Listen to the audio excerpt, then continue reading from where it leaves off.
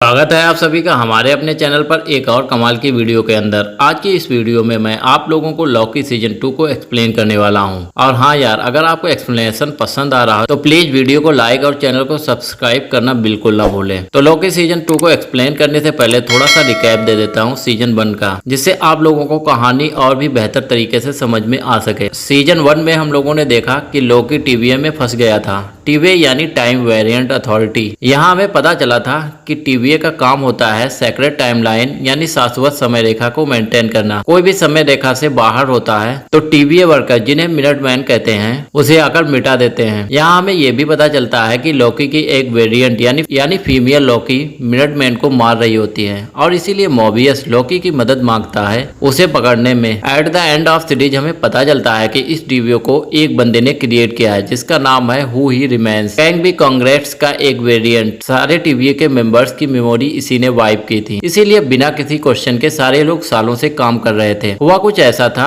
Who he remains के according सदियों पहले कैन बी कांग्रेट्स के सभी वेरिएंट्स के बीच फाइट स्टार्ट हो गई थी, जिसे मल्टी वर्सेस वार भी बोला जाता है। उसी में से एक वेरिएंट था हु ही रिमेन्स। सभी वेरिएंट्स को मारकर उसने एक सेक्रेट टाइमलाइन क्रिएट कर दी थी। वो लॉकी से कहता है कि अगर तुम चाहो तो मेरी जगह बैठकर पूरे टीवीए पर राज कर सकते हो, और हाँ, अगर तुमने मुझे मार दिया तो मेरे लाखों रूप आएंगे और अलग अलग टाइमलाइन में तुम उनका सामना नहीं कर पाओगे।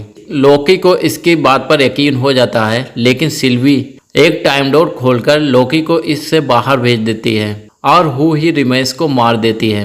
और सीजन 2 भी वहीं से स्टार्ट होता है जहां से सीजन 1 खत्म हुआ था। लॉकी टाइम डोर के जरिए सीधे टीवीए में जाता है, जहां पर उसकी मुलाकात मोबियस और हंटर B-15 से होती है, जिन्हें लॉकी हु ही रिमेन्स के बारे में बताता है। लेकिन दोनों ही लॉकी को पहचान नहीं पाते, और ये इसलिए होता है क्योंकि लॉकी टीवीए में नहीं बल्कि किसी दूसरी टाइमलाइन के टीवीए में होता है। और लॉकी भी इस बात को बहुत जल्द ही समझ जाता है। लॉकी को ना पहचानने की वजह से मोबियस और हंटर B-15 दूसरे गार्ड्स के साथ इसे पकड़ने की कोशिश करते हैं। लॉकी वहां से भागकर सीधा कैसी के पास जाता है, लेकिन जब लॉकी कैसी से मिलता है तो वो भी उसे पहचानने से मना कर देता है, और इसीलिए कैसी अपनी डिवाइस के जरिए बाकी गार्ड्स को बता देता है कि घुसपैठिया यहीं पर है। लेकिन तभी लॉकी के साथ एक अजीब ग्लिच होता है और वो दूसरी टाइमलाइन में पहुंच जाता है। इससे पहले लॉकी यहाँ से जानने की कोशिश करे कि वह कहाँ पर है, तब इसके सामने कैसी खड़ा होता है जो इसे पहचान जाता है, जिससे पता चलता है लॉकी अपने खुद के टीवीए में है। तभी लॉकी की नजर उस फर्श पर पड़ती है जिसमें एक क्रैक का निशान था। तभी लॉकी को याद आता है जब वह पहले वाले टीवीए से भाग रहा होता है तो वहां पर एक बड़ा सा डिवाइस गिरने से फर्श में क्रैक आ गया था। वही क्रैक यहाँ पर भी होता है। तो वो कैसी से पूछता है कि ये क्रैक यहाँ पर कब से है, तो कैसी बताता है ये बहुत सालों से है, शायद मुझे याद भी नहीं। तो इससे लॉकी समझ जाता है कि वह पहले जिस टीवीए में था वह उसका ही टीवीए था, लेकिन पास्ट में। उसके बाद उसके साथ एक अजीब सा ग्लिच होता है और वह फिर से प्रेजेंट में आ गया। लॉकी कैसी से मोबियस और B-15 के बारे में पूछता है। इससे पहले कैसी उसे कुछ बता लॉकी ग्लिच करके फिर से वहां से गायब हो जाता है। इसके बाद कैसी मोबियस और B-15 के पास जाता है, उन्हें बताता है कि अभी थोड़ी देर पहले लॉकी उससे मिला था और उन दोनों के बारे में पूछ रहा था। इससे पहले कि मोबियस और B-15 कुछ कर पाते, तभी यहाँ पर एक गार्ड आता है जिसका नाम होता है X5। गार्ड इन लोगों को बताता है रेमोना रेंसलेयर के जाने के बाद, जो पहले टीवीए की जज थी, उनके अचानक गायब होने से जज की एक नई काउंसलिंग बनाई गई है और वो काउंसलिंग मोबियस और B-15 से मिलना चाहती है। इसके बाद में मोबियस और हंटर B-15 हंटर X के साथ चले जाते हैं। उनके निकलते ही लॉकी एक बार फिर से कैसी के सामने आ जाता है और उससे मोबियस के बारे में पूछता है। उसके बताने के बाद वह सीधा वार रूम की तरफ भागता है। लॉकी मोबियस को देख भी लेता है, लेकिन इससे पहले कि वह बुलाता, वह फिर से ग्लिच करके कहीं पास्ट में चला जाता है जहाँ चारों तरफ कैंग की मूर्तियां बनी होती हैं। यहाँ प्रेजेंट टाइम में जज हंटर B-15 से पूछती है कि सेक्रेट टाइमलाइन पूरी तरीके से टूट चुकी है और बहुत सारी ब्रांचेज बन रही हैं। तुम उन ब्रांचेज को रोकने के बजाय उन्हें रोकने पर बैन लगाना चाहती हो और बाकियों को भी ऐसा करने से रोक रही हो, तो क्या हम जान सकते हैं तुम ऐसा आखिर क्यों कर रही हो? तो इस पर हंटर B-15 कहती है कि मुझे ये सब समझाने के लिए थोड़ा वक्त चाहिए। स्टोरी फिर से पास्ट में चली जाती है। यहाँ पर लॉकी वार रूम में इधर उधर देख रहा होता है, तभी उसकी नजर एक टेप रिकॉर्डर पर पड़ती है, जिसे वह प्ले करने के बाद उसमें से कैंग की आवाज आती है।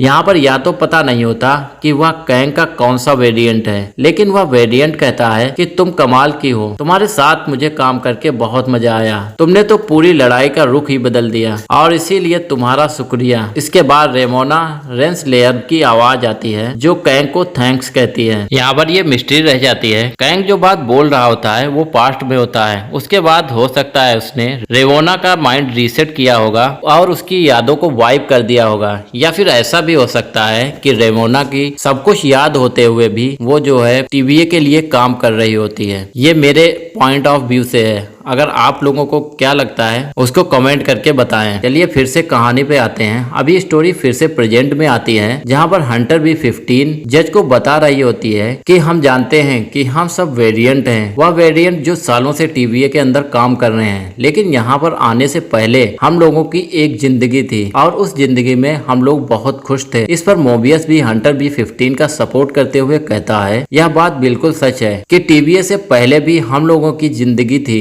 और हम सब यहाँ पर सिर्फ और सिर्फ वेरिएंट हैं। इसके बाद काउंसलिंग की 1 मिनट मेंबर हंटर B15 से कहती है कि हम लोग यहाँ पर सेक्रेट टाइमलाइन यानी शाश्वत रेखा की हिफाजत कर रहे हैं। तो इस पर हंटर B15 कहती है हम लोग सेक्रेट टाइमलाइन की हिफाजत नहीं बल्कि उससे जितनी भी ब्रांचेज निकलती हैं उनको मिटा रहे हैं, यानी उन ब्रांचेज में जितने भी मासूम लोग हैं हम उनको मार रहे हैं। इसके बाद हंटर B15 जज से कहती है उसे उस पर भरोसा करना होगा। ये सब सुनने के बाद जज साहिबा हंटर की बातों पर थोड़ा गौर करती हैं और एक ऑर्डर जारी करती हैं कि सेक्रेट टाइमलाइंस की ब्रांचेज को मिटाना बंद करें। इसके ठीक बाद लोकी फिर से वहां पर आ जाता है और वो मोबियस से पूछता है क्या वह उसे जानता है। तो इस पर मोबियस कहता है लोकी मैं तुम्हें जानता हूँ, लेकिन टीवीए का दूसरा गार्ड यानी कि हंटर X5 लोकी को मारने के लिए उस पर अपनी स्टिक से वार करता है, लेकिन लोकी उसकी स्टिक को छीनकर सीधा दीवार पर मारता है जिससे वो दीवार जल जाती है और उसके पीछे कैंग की मूर्ति निकलती है जो लोकी ने पास्ट में देखी थी। लोकी इन सब से कहता है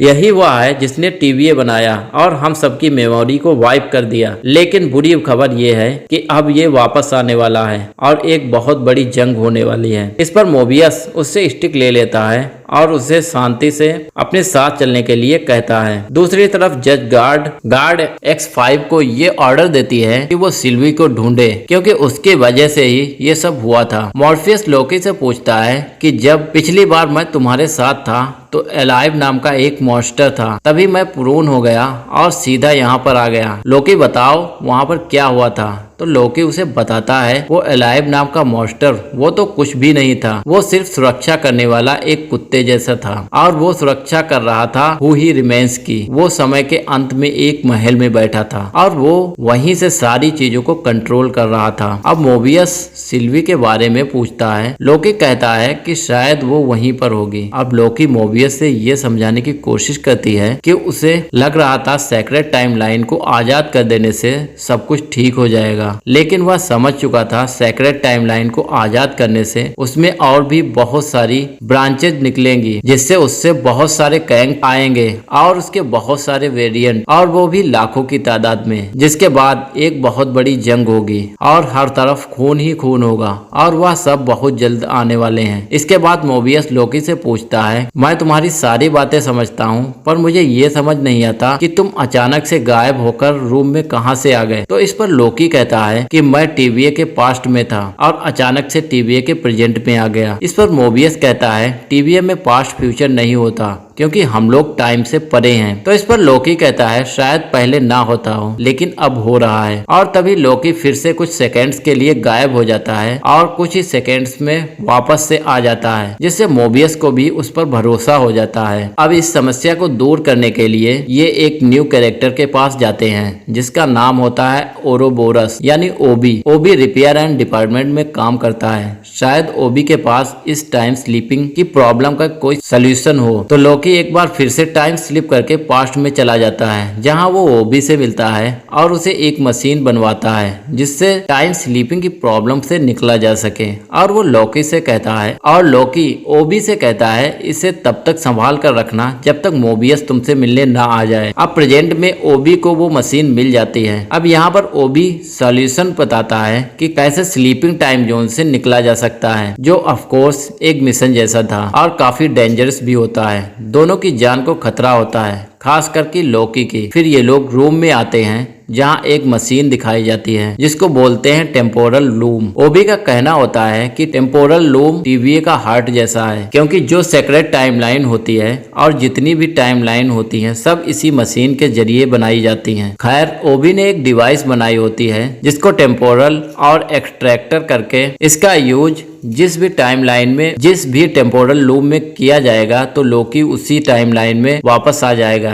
यहाँ पर लोकी को अपने आप को प्रून करना पड़ेगा। सेम टाइम में जैसे ही मोबियस मशीन को ऑन करेगा, अगर टाइम मिसमैच हुआ तो लोकी हमेशा के लिए प्रून हो जाएगा और मोबियस की जान को भी खतरा हो जाएगा। लोकी जैसे ही अपने आप को प्रून करने वाला होता है तभी वो टाइम स्लिप करके फ्यूचर में चला जाता है। यहाँ पर लोकी को चाहिए होती है टाइम स्टिक ताकि वो अपने आप को प्रून कर सके। दूसरी तरफ मोबियस प्रेजेंट में टेम्पोरल लूम को इनेबल कर देता है, बट अनफॉर्चुनेटली इनके पास टाइम काफी कम होता है। जिसका डर होता है वही होता है। टाइम पर लोकी अपने आप को प्रून नहीं कर पाता। अनफॉर्चुनेटली टाइम खत्म हो जाता है। ओबी को डोर बंद करना पड़ता है और अब मोबियस भी वापस जाने लगता है। उसे लगता है कि शायद लोकी टाइम में कहीं फंस गया है। तभी लोकी को फोन की एक रिंग सुनाई देती है। तभी सामने से लिफ्ट खुलती है और उससे बाहर आती है सिल्वी। तभी लोकी अपने आप ही प्रून होने लगता है और लोकी वापस से प्रेजेंट में आ जाता है और इन दोनों की जान बच जाती है। एंड ऑफ द एपिसोड हम जनरल को देखते हैं जो सारे गार्ड्स के साथ कहीं जा रही होती है और इसके साथ ही ये वाला एपिसोड यहीं पर खत्म हो जाता है। फिर इसके बाद आता है मार्वल का एंड क्रेडिट सीन। इसमें हम सिल्वी को देखते हैं जो ही हू रिमेन्स को मारकर 1982 में होती है और यह वही सिल्वी होती है। इसके बाद हम देखते हैं सिल्वी मैकडोनल्ड्स में जाकर बहुत सारा खाना ऑर्डर करती है और यहाँ पर सिल्वी लोकी को मिस कर रही होती है। इसी के साथ सीन समाप्त हो जाता है। तो ये एपिसोड स्टार्ट होता है सेक्रेट टाइमलाइन लंदन यूके साल 1977 से। यहाँ पर मोबियस और लोकी दोनों बातें कर रहे होते हैं कि उसे जल्द से जल्द सिल्वी के बारे में पता लगाना होगा। असल में लोकी और मोबियस सिल्वी को ढूंढने यहाँ पर इसीलिए आए होते हैं क्योंकि पिछले एपिसोड में टीवीए ने हंटर X5 को सिल्वी को ढूंढने के लिए यहाँ पर भेजा था। इसीलिए मोबियस और लोकी टेम्पर्ड को ट्रैक करके यहाँ पर पहुँचते हैं क्योंकि उन्हें ऐसा लगता है कि शायद हंटर X5 को सिल्वी यहीं पर मिली होगी। और यहीं पर हम हंटर X5 को देखते हैं जो एक बहुत बड़ा सेलिब्रिटी था। इसकी एक नई मूवी भी आने वाली होती है जेनियक करके। जैसे ब्रैड यानी हंटर X5 इन लोगों को देखता है तो यहाँ से भागने की कोशिश करता है तो वह दोनों इसका पीछा करते हैं। यहीं पर हमें क्लासिक लोकी की कुछ पावर्स को देखने को मिलती हैं, जैसे ग्रीन मैजिक ब्लास्ट और बहुत सारे एलिजन्स वाला। यहाँ पर हम लोगों को थोड़ा बहुत एक्शन भी देखने को मिलता है। और फाइनली लोकी ब्रेड को पकड़ लेता है और उसके बाद ये लोग इसे पकड़कर टीवीए में ले आते हैं एक कैदी के रूप में। यहाँ पर हंटर B15 भी होती है। यहाँ पर हंटर